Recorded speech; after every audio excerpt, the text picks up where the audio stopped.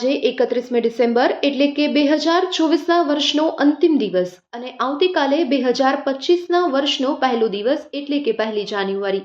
ત્યારે આજરોજ અમારા કચ્છ કેર ટીવી ન્યૂઝની ટીમ દ્વારા જિલ્લા પ્રાથમિક શિક્ષણ અધિકારી સાથે વાતચીત કરવામાં આવી હતી।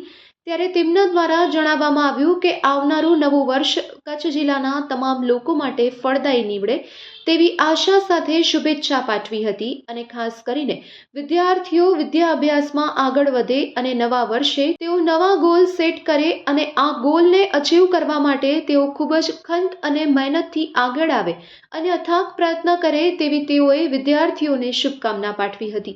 આ ઉપરાંત તેઓએ જણાવ્યું કે હાલ શિયાળાની ઋતુ ચાલી રહી છે અને આ 3 થી 4 મહિના ખૂબ જ શાંત મને આપણને સૌને કામગીરી કરવાની હોય છે।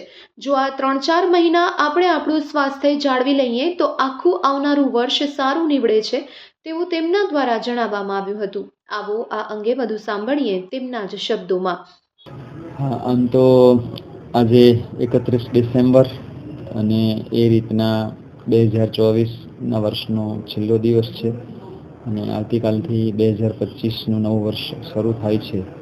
ત્યારે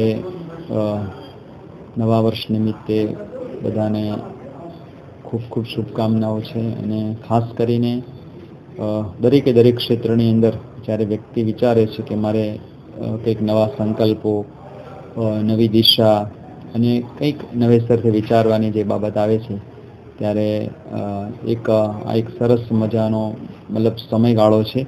શિયાળાની ઋતુ છે એટલે ખાસ કરીને તન મનને સાચવવાની ઋતુ છે, એટલે આરોગ્યમાં પણ દરેક વ્યક્તિ પોતપોતાની જે બાબતો છે એની અંદર નવા સંકલ્પો ધારણ કરી શકે। ખાસ કરીને શિયાળાની ઋતુ છે એટલે ઠંડીના માહોલની અંદર મનની શાંતિ અને એ અંતર્ગત વિદ્યાભ્યાસની બાબતોને પણ વિદ્યાર્થીઓ ખૂબ સારી રીતે વધારે ઘડી શકે અને એ રીતે વધુને વધુ સિદ્ધિ પ્રાપ્ત કઈ રીતે થઈ શકે। ખાસ કરીને આપણે જે રીતે જાણીએ છીએ એ પ્રમાણે જાન્યુઆરી, ફેબ્રુઆરી અને માર્ચમાં આપણી જાહેર પરીક્ષાઓ પણ આવશે અને એપ્રિલમાં આપણી જે વાર્ષિક પરીક્ષા ખાસ કરીને પ્રાથમિકના વિદ્યાર્થીઓ માટે આવશે।